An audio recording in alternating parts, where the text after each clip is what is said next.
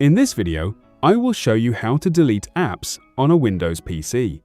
First, click the Start button and open Settings.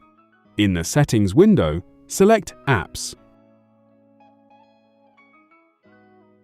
Then click Installed Apps.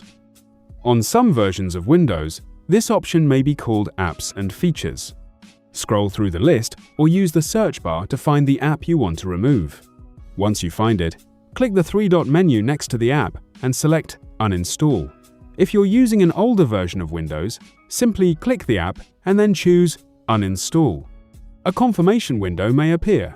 Click Uninstall again and follow any on-screen instructions to complete the removal process. Some built-in Windows apps may not have an uninstall option, and certain programs may open their own uninstall wizard. Just follow the prompts until the app is completely removed. That's all there is to deleting apps on a Windows PC.